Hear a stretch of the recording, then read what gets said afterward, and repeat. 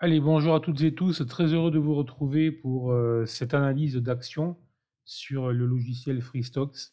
Donc, on va démarrer aujourd'hui avec l'action Apple dont je parle si souvent dans les matinales. Et je vous rappelle que j'anime tous les matins les matinales pour WH Self Invest. Donc, n'hésitez pas à venir nous rejoindre. Alors, l'action Apple est tout simplement en train de venir travailler un niveau clé, hein. C'est un niveau clé qui est situé autour des 180 $. Ce niveau clé a été travaillé à une reprise, deux reprises, trois reprises, quatre reprises. Et donc, ça fait quatre fois que ce support est attaqué, quatre fois que ce support tient. Et ce support, il n'est pas innocent parce que ce support, si vous regardez, dessine en fait une configuration très claire, hein, une configuration de type double sommet. Autrement dit, tant que le support tient, c'est haussier incontestablement. Mais si le support devait venir à céder dans les prochaines séances, dans les prochaines heures, dans les prochains jours, à ce moment-là, il faudra bien évidemment faire le report d'amplitude entre la ligne de coup et le deuxième sommet. Autrement dit, une amplitude de 16 $ que l'on soustraira aux 180 $. Et donc, cela nous renverrait sous les derniers bas réalisés en fait en automne, et donc autour des 164 $. Si je creuse un petit peu plus loin, je vais voir même que j'ai ici en fait une oblique. Que cette oblique, alors c'est toujours le charme avec les obliques, c'est que selon comment on les trace, hein, on peut les tracer de manière plus ou moins précise, plus ou moins efficace. Et on voit qu'on a ici une double conjonction, conjonction support avec les quatre tests de support dont je vous parlais, mais aussi cette oblique qui a vraiment bien fonctionné une fois, une deuxième fois, qui a été traversée et dont les prix, et on a une action qui vient de regagner, de repasser au-dessus de cette oblique. Donc pour le moment, c'est pas mal, ça tient. Donc tant que ça tient, comme dirait l'autre, ça tient. Mais attention, en cas de cassure, forte méfiance. Maintenant, il faut aller plus loin que ce simple comportement chartiste graphique qui, bien évidemment, est largement insuffisant pour faire de l'argent sur les marchés, je préfère le dire clairement. Et il faut s'intéresser à ce que représente en fait Apple. Apple, rappelle, longtemps première capitalisation, ça a été la première à dépasser les 1000 milliards, puis les 2000 milliards de capi, puis les 3000 milliards de capi, et ce n'était pas si vieux que ça. Mais on voit bien que alors que les marchés se sont enflammés, alors que les marchés ont explosé depuis la fin octobre et l'accélération ensuite en novembre, lorsque Jérôme Powell a annoncé que les baisses des taux seraient pour bientôt. Depuis, il est clairement revenu sur ses propos, et même c'est plutôt les chiffres, les datas, puisque la Fed précise bien qu'elle est data dependent désormais. Ce sont bien les chiffres qui ont remis les propos de Jérôme Powell à leur place. Mais alors qu'on a des actions dont je vais parler, donc on ne va pas déflorer les sujets, certaines actions qui ont explosé complètement vers le haut. On est là sur une action anciennement leader, une action qui faisait la pluie et les beaux temps sur les marchés et qui désormais ne fait pratiquement plus rien, très clairement, puisqu'elle est très loin, hein. Elle est pratiquement à 10%, un petit peu moins, de ses sommets. Alors que tous les indices, pratiquement tous les indices, battent des records, on est sur une action anciennement leader qui ne fait plus rien. Donc très clairement, on voit qu'on est bien sur un changement de monde, on est bien sur un changement de modèle économique.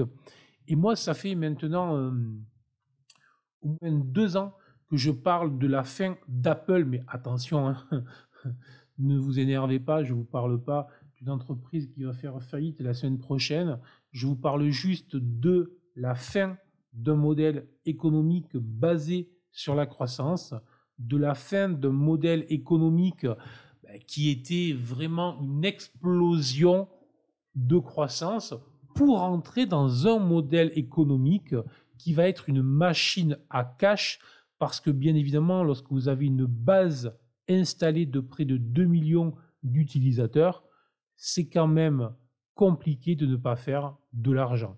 Par contre, effectivement, ça endort. Donc, alors je sais, là aussi, les rumeurs ne manquent pas sur le sujet.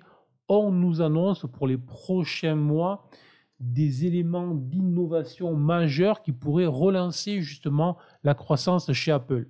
Tant mieux, on les attend, mais à ce stade et pour le moment, de manière claire, de manière incontestable, on est sur une action qui est en train de perdre son leadership et qui n'a plus les faveurs des investisseurs. Alors ça ne veut pas dire qu'il faut s'en détourner, ça veut dire qu'on va la surveiller, ça veut dire que si ce niveau technique cède, on se positionnera probablement plus bas et probablement que si la valeur venait à chercher les niveaux cibles dont je vous parlais, en cas de cassure des 180, à ce moment-là, nous aurions là probablement un excellent niveau pour rentrer à moyen long terme. Donc patience, la patience en bourse est souvent clé, autant en trading bien évidemment que pour les investissements, que lorsqu'on doit acheter des actions. Après Apple, passons maintenant à Amazon. Alors Amazon, le grand endormi qui s'est réveillé, Amazon dont j'avais lancé un signal à l'achat, un signal technique d'achat. Alors c'était début d'année ou fin d'année, puis ensuite début d'année. En fait, lorsque l'action travaillait justement cette zone de résistance autour des 146-147 $, gros signal d'achat pour moi, avec des objectifs situés autour des 175 $. Ces signaux, encore une fois, je les avais donnés lors des matinales que j'anime tous les matins, donc n'hésitez pas à nous rejoindre, bien évidemment. Bon, alors, l'action poursuit. Alors, est-ce que l'action monte parce qu'on achète beaucoup de livres et beaucoup de bibelots en Chine? Est-ce que ce sont les transporteurs qui font la fortune de cette entreprise? Pas du tout. Attention, lorsqu'on achète Amazon, on peut acheter effectivement les petits colis, les petits livreurs qui nous amènent les petits colis que l'on reçoit chez nous à des heures où plus personne n'ose encore travailler. Mais on achète surtout AWS, autrement dit le cloud de Amazon. AWS qui est vraiment le service cloud en progression constante, et avec des marges assez colossales. Donc Amazon, je suis très positive à moyen long terme. Maintenant, attention, et toujours la même chose en ce qui me concerne, j'étais rentré à l'achat au moment où j'avais donné le signal en live. Depuis, j'ai commencé à alléger ma position parce que les objectifs ont été réalisés. Je vais probablement continuer à alléger ma position ou tout au moins, plus que certainement, sécuriser. Autrement dit, tout retour sous les derniers bas, tout retour sous les 165,5, on va dire, tout retour sous ce niveau-là me fera couper la position ouverte. Donc pourquoi? Là aussi, alors, il n'y a pas eu de souci avec l'action, elle a vraiment bien performé, elle a bien réalisé ce que j'attendais d'elle. Maintenant, le gain n'est pas de 50% comme sur certaines autres valeurs, pardon. Donc il ne s'agit pas de se laisser rebouffer du gain. Alors je sais qu'il y a des traders à qui ça ne gêne pas, alors ce sont souvent des traders qui ne tradent pas vraiment, qui ne font que des vidéos. Les vrais traders, je dirais, on déteste voir reperdre nos gains. Alors c'est vrai que lorsqu'on veut faire du trend following pur, on est bien obligé de composer avec les vagues du marché. Maintenant, il faut toujours regarder est-ce que la taille de la vague est suffisante pour pouvoir absorber tranquillement le retracement. Donc, personnellement, il y a eu une partie de la position ouverte qui a été encaissée. L'autre partie sera sécurisée sous les 165,5. Tout cela est méthodique. Il ne s'agit pas de se laisser déborder par ses émotions ou par je ne sais quoi. On applique une méthode. Lorsqu'on rentre, lorsque je suis rentré, je savais où je voulais aller. Les objectifs ont été réalisés. Si ça veut se poursuivre sur une partie de position, je l'accompagnerai. En cas de repli sous les 165,50, je considérerai à ce moment-là, non pas que la tendance haussière n'existe plus, Mais tout simplement que le momentum de la tendance haussière est en train de ralentir et que donc, il vaut mieux soit me mettre en cash pour rester à zéro plutôt que de subir peut-être une baisse de 5 à 10%, soit me positionner sur une autre valeur qui m'enverra un signal technique, un signal d'achat plus intéressant. N'hésitez surtout pas, si vous avez des questions sur ce que je raconte, à me laisser des commentaires sous la vidéo. Je vous répondrai bien évidemment. Vous pouvez aussi m'écrire sur mes emails.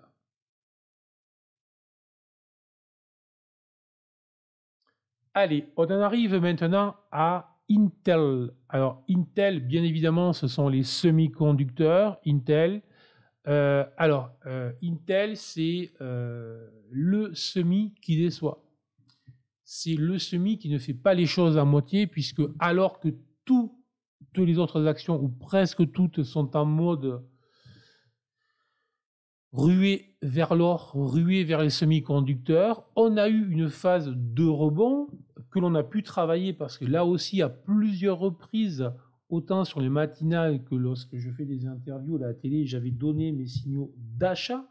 Donc on a pu rentrer et ça a payé systématiquement, donc c'est pas mal. J'attendais sur la valeur un repli, car on n'est pas du tout sur des dynamiques et sur des momentum puissants. J'ai eu le repli que j'attendais, mais maintenant on a un vrai problème.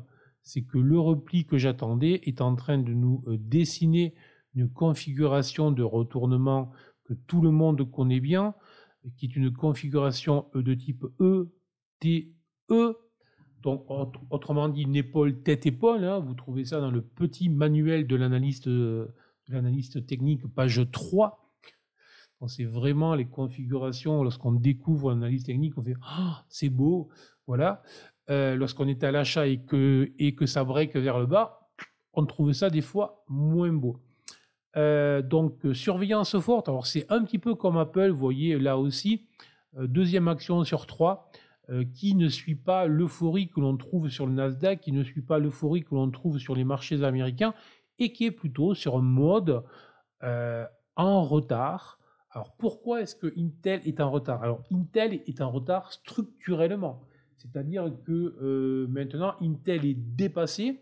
Intel produit des puces essentiellement pour les PC, mais plus personne ne veut des PC, et les seuls PC qui se vendent sont des serveurs pour l'intelligence artificielle, et là c'est Nvidia que nous allons voir bien évidemment tout à l'heure, ne vous inquiétez pas.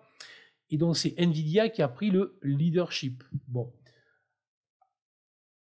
AMD de son côté performe aussi pas mal, et Intel vraiment ne tient pas. Alors Intel a 2-3 projets d'usine, dont une en Europe assez colossale. De mémoire, c'est un budget de 50 milliards. 50 milliards, si je ne dis pas de bêtises, je ne pense pas dire de bêtises. ST Micro, c'est 7 ou 8 milliards pour l'extension de son usine. Intel, pour son usine en Allemagne, 50 milliards. Il y en a 20 ou 25 en subvention. Enfin bref, des chiffres colossaux. Maintenant, ce n'est pas avant 3 ans qu'on verra les premières puces. Donc d'ici là, il faudra vraiment sortir des puces qui sont au point. Bon. Alors, très clairement, gros souci technique sur cette action qui a été, pour les plus jeunes, ça a été une des valeurs vedettes. Je veux dire, à l'époque, Intel, c'était 80% du marché. C'était des marges à 30, 40, près de 50% de marge. Bref, en fait, c'est ce qu'on retrouve aujourd'hui avec Nvidia, deuxième teasing. On en reparle juste après. Donc, de manière claire, ancienne valeur vedette qui souffre depuis maintenant de nombreuses années, qui tentait une recovery, qui tentait un rebond, qui réussissait son rebond et qui, lorsqu'elle a annoncé ses résultats fin janvier, a plus que lourdement sur le marché. On l'a vu avec une baisse assez colossale, puisque tous les ratios financiers étaient dégradés. Donc, si vous vendez moins, si vous margez moins, si vous recherchez moins, votre avenir s'assombrit lourdement. Donc, techniquement, l'ETE est vraiment en phase avec je dirais, la micro de l'entreprise. Donc, surveillance très forte, 42, l'oblique de la ligne de coup, un break, une cassure baissière de cette zone renverrait une dizaine de dollars en dessous. Donc, un peu plus de 20% de baisse à aller chercher potentiellement et un retour possible probable pour aller refermer le gap qui était resté ouvert autour des 32,50. Donc, méfiance totale. Là aussi, exactement comme Apple, le pire n'est jamais sûr. À la différence d'Apple, qui reste vraiment une entreprise solide avec une base de clientèle solide, on est là sur une entreprise qui voit tous ses ratios financiers se détériorer à vitesse grand V au moment où tout notre constructeur accélère très fortement. Donc, gros danger sur l'avenir de cette action.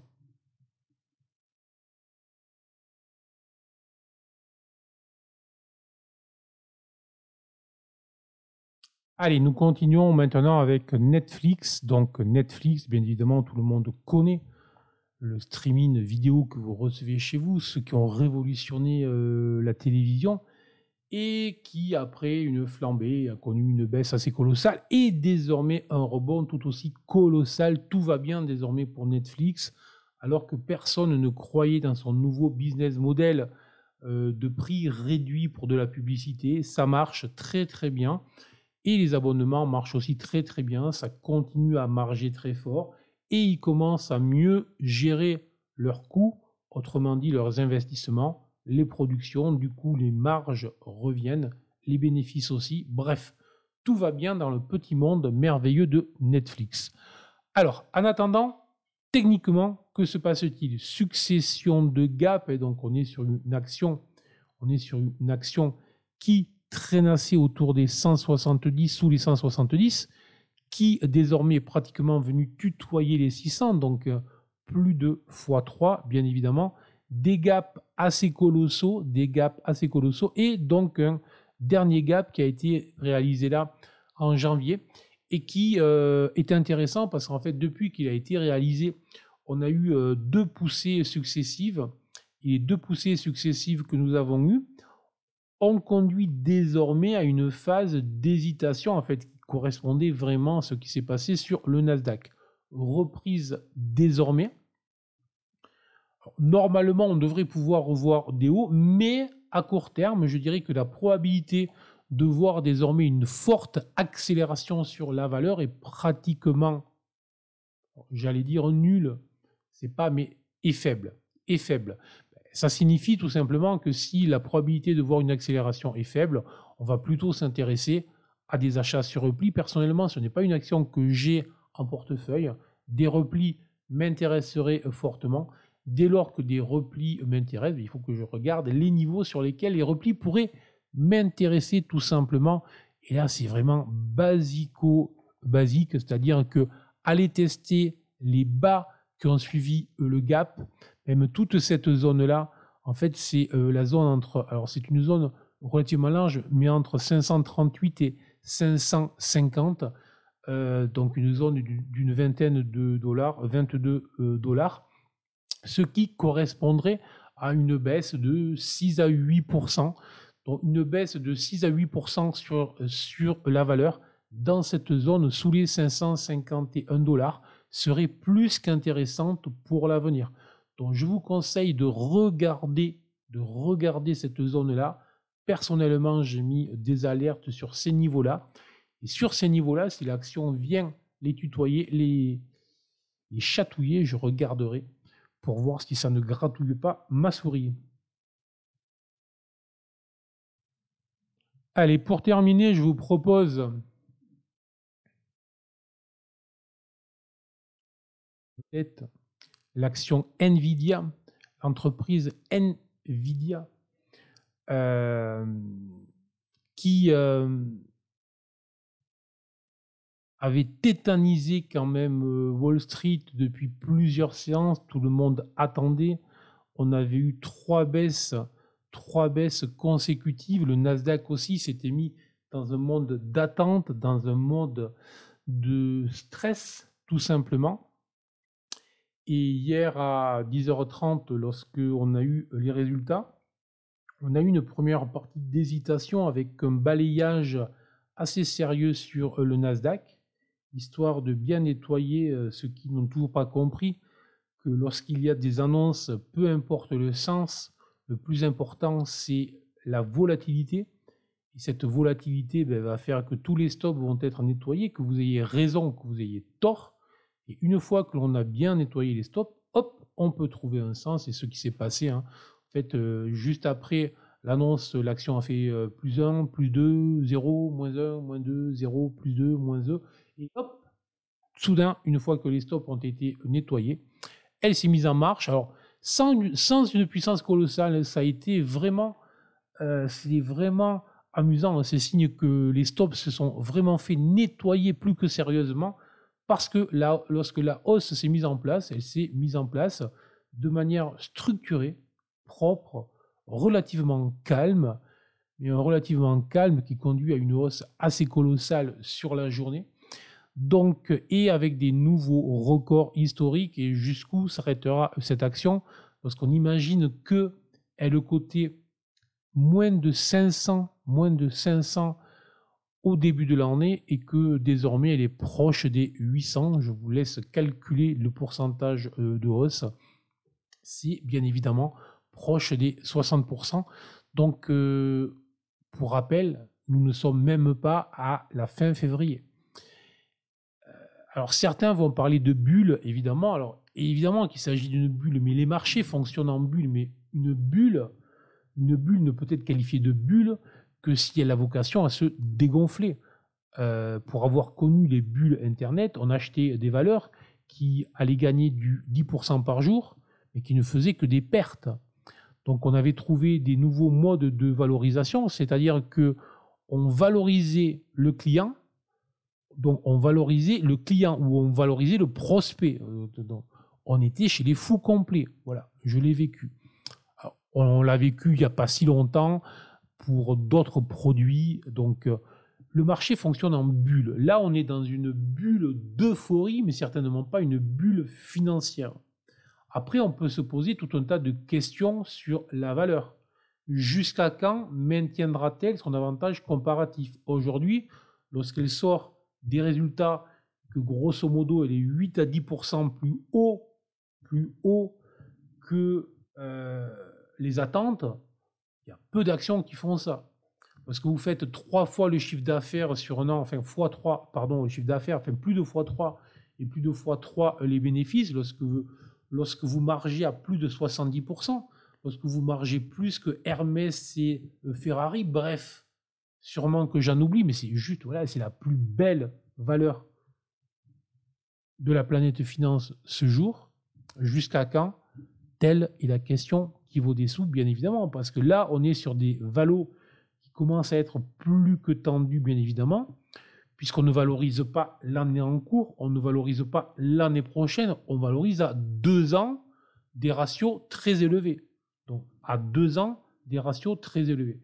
Et là où il y a le bémol que personne ne veut voir, à mon avis, c'est normal par contre, parce qu'encore une fois, les marchés fonctionnent légitimement par des aveuglements.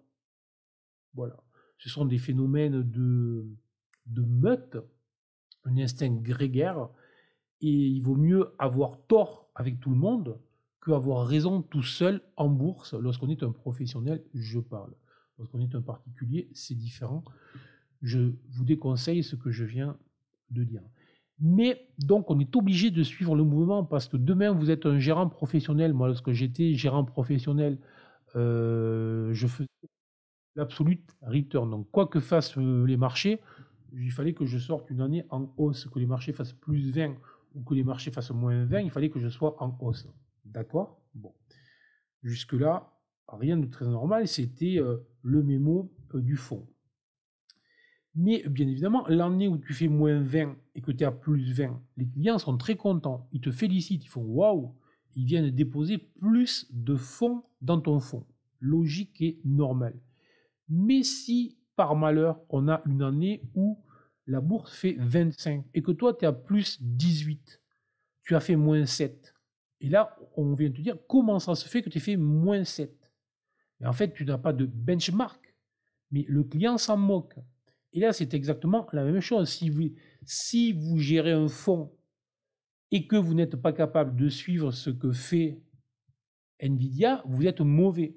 Donc, vous êtes obligé, lorsque vous êtes un professionnel, vous êtes obligé de suivre le mouvement. Si vous ne le suivez pas, les clients vous le reprocheront. Après, il faut être suffisamment costaud, solide, pour expliquer à ses clients le pourquoi du comment et démontrer que sur plusieurs années, c'est vous qui avez raison. Bref, Nvidia, ça booste de folie, ça va continuer.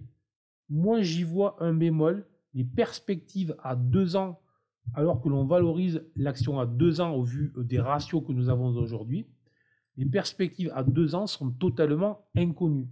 Et je persiste à penser, je vous l'ai déjà dit plusieurs fois, lorsqu'on a les poches aussi pleines que Apple, Amazon, Microsoft, Google, vous voyez de qui je parle, Meta, qui aujourd'hui achète, je crois que Meta va acheter cette année pour 14 milliards de puces chez Nvidia. Ça veut dire qu'ils balancent dans leur caisse plus de 8 milliards net immédiatement. Donc vous pouvez faire les comptes. Je ne pense pas qu'ils acceptent longtemps de balancer autant d'argent. Parce qu'au final, Nvidia s'adresse à des professionnels. On est dans du B2B essentiellement. Et le B2B, en face, ils ont les moyens. Donc à 2-3 ans, est-ce que ces grosses boîtes ne vont pas, déjà on sait qu'elles l'envisagent, mais est-ce qu'elles ne vont pas se mettre en concurrence? Donc est-ce que les marges de Nvidia ne vont plus être dans 2 ans ce qu'elles sont aujourd'hui? Est-ce que la progression du chiffre d'affaires dans 2 ans ne sera plus ce qui est attendu, etc. Et donc à ce moment-là, effectivement, la valo commencera à être très élevée, c'est le moins qu'on puisse dire. Donc, en attendant, et pour le moment, c'est haussier, euphorique, ça fait les gros titres, un peu trop de gros titres à mon goût. Maintenant, règle de base, si l'on est dedans, on se laisse porter, on sécurise les positions. Si l'on n'est pas dedans, ça c'est vraiment le plus important pour moi parce que j'ai trop vu de traders jouer au malin en face de marché. On ne se met pas en face, jamais en face, ce type de mouvement. J'espère que c'est clair. Sur ce, n'hésitez pas si vous avez des commentaires, et j'espère que les commentaires seront nombreux, à laisser toutes vos questions, toutes vos remarques, vos critiques éventuelles en commentaire sous la vidéo. Si cette vidéo vous a plu, je vous invite à la liker, à la partager. Ciao, bye.